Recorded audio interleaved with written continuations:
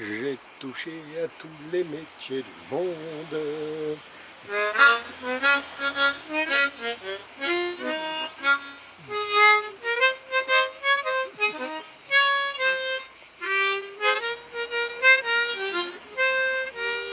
J'ai touché à tous les métiers du monde.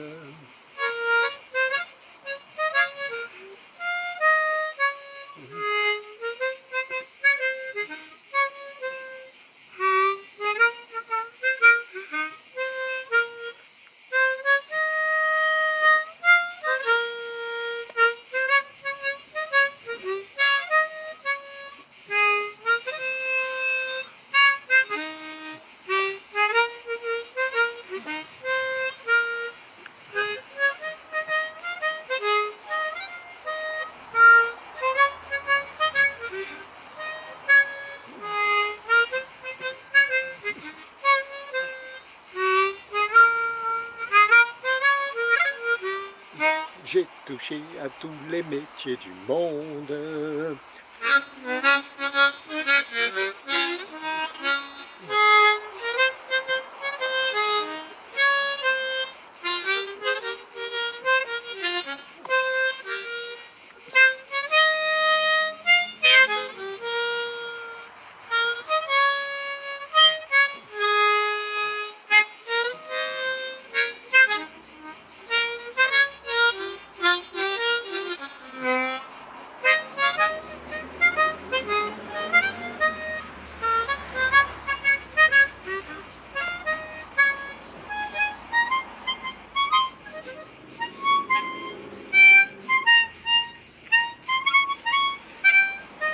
J'ai touché à tous les métiers du monde. J'ai touché à tous les métiers du monde.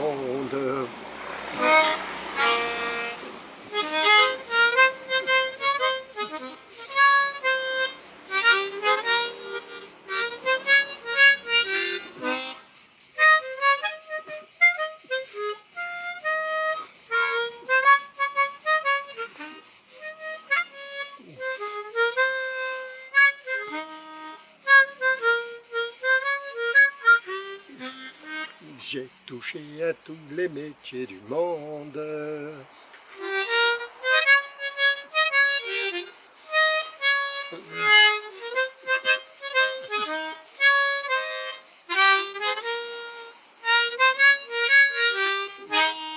J'ai touché à tous les métiers du monde.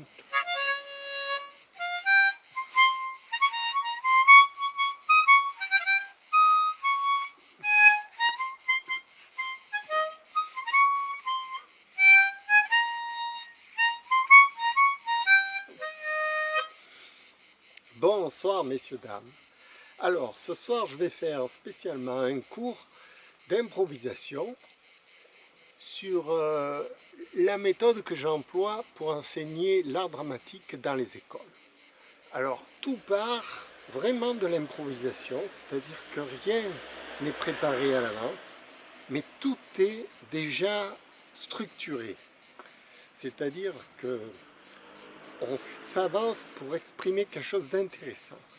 Alors, pour les professeurs qui vont me regarder, qui vont essayer de comprendre ma méthode de travail, elle est, j'allais dire toute simple, mais en vérité, elle s'appuie sur une technique très élaborée, très constructive, que j'ai mis une vingtaine d'années à construire.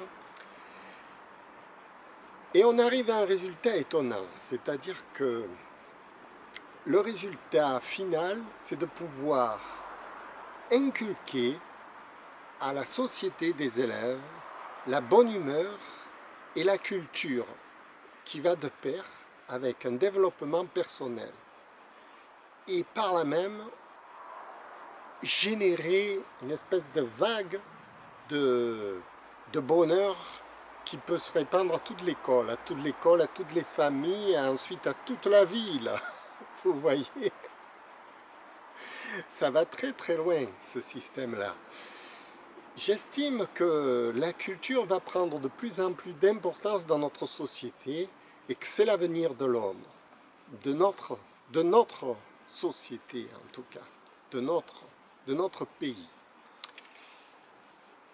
La culture. Pourquoi la culture? Parce que nous ne nous sommes jamais trop intéressés au développement personnel, au fait que l'homme soit heureux sur Terre. Qu'est-ce qu'il lui faut? Est-ce qu'il lui faut une belle voiture, une belle femme, beaucoup d'argent, ou il lui faut autre chose? Vous voyez, il y avait l'histoire d'un roi qui avait de tout dans son palais et qui était malheureux. Il a demandé à ses humbles serviteurs de lui apporter l'homme le plus heureux sur cette terre, afin qu'il puisse revêtir la chemise de l'homme le plus heureux.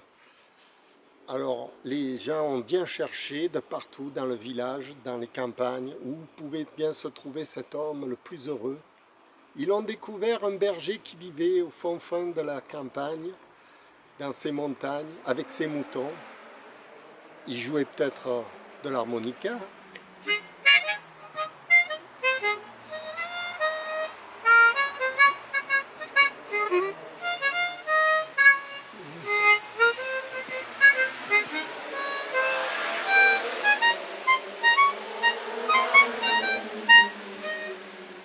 Et alors, ils l'ont apporté au roi, et le roi a demandé, mais où est-ce que je peux puiser ton bonheur? Comment peux-tu être si heureux alors que toi, tu n'as rien et moi j'ai de tout? Eh bien, cet homme lui a dit tout simplement, pour être heureux, il ne faut pas attacher d'importance à sa chemise. Voilà.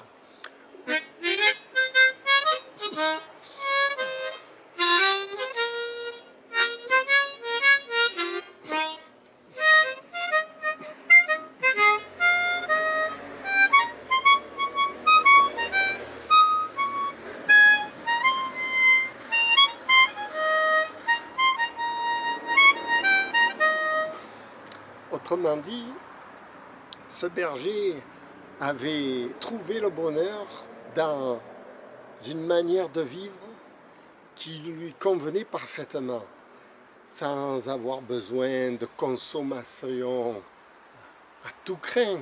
Vous comprenez ce que je veux dire? Donc, nous nous sommes orientés dans la mauvaise direction. Le matérialisme à tout prix a enseveli notre civilisation. C'est ce qu'il faut apprendre à se débarrasser des objets pour se tourner vers la culture. Et c'est mon ambition première, c'est d'enseigner la culture à tous les élèves, à leur apprendre à vivre heureux avec le peu qu'ils ont en classe, par exemple, autour d'un jeu, autour d'une réunion, autour d'une bonne franquette, autour simplement d'une ambiance. C'est ça le bonheur. C'est un peu comme, j'allais dire, c'est un peu comme, c'est un peu comme, voilà, vous comprenez ce que je veux dire.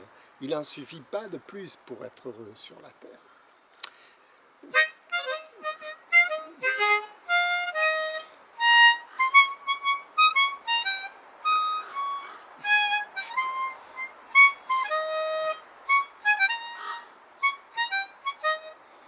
Par contre, ce qui est très important, c'est qu'il ne faut pas oublier la matérialité des choses.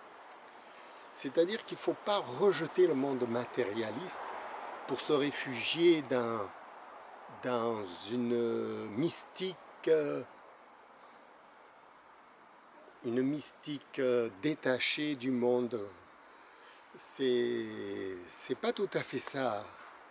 C'est-à-dire qu'il faut être assez intelligent pour se servir à bon escient du monde matérialiste. C'est-à-dire, en quelque sorte, au lieu d'utiliser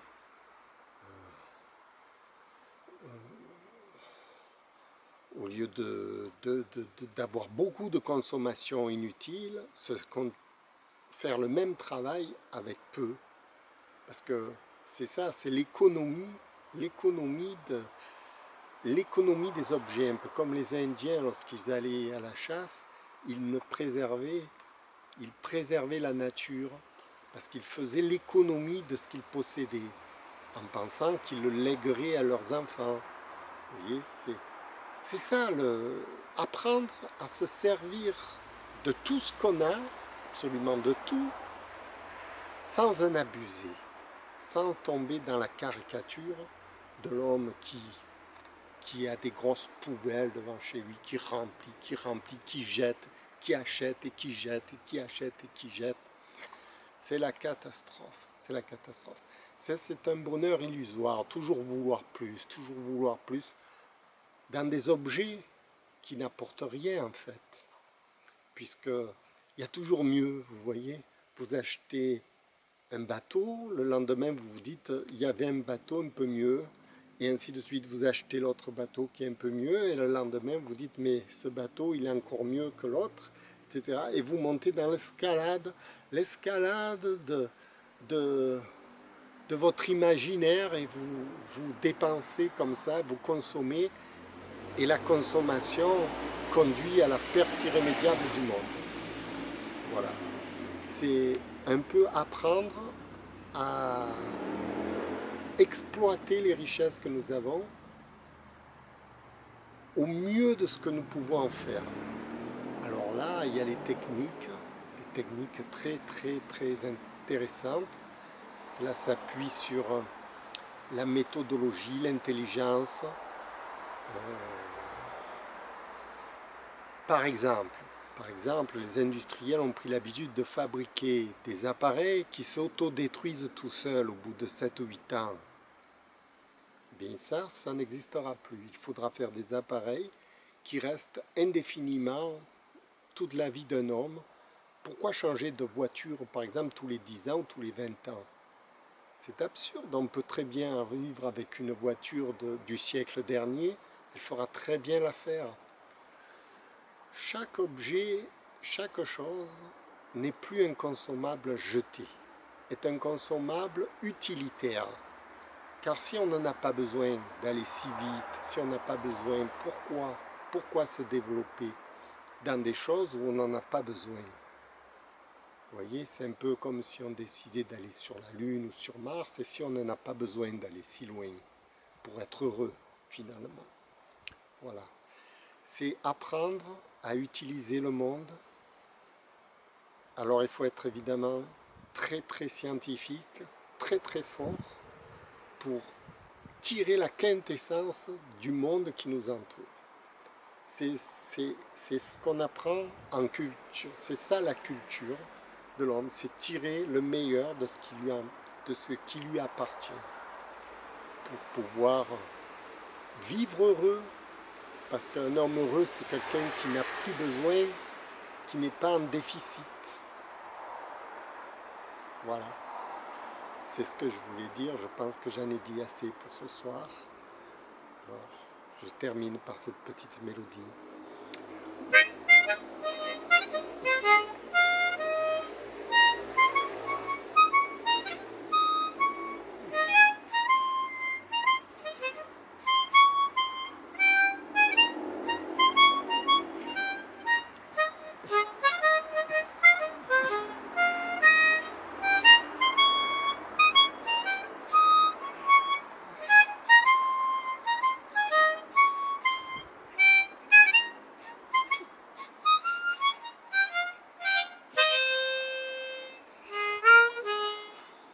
Merci.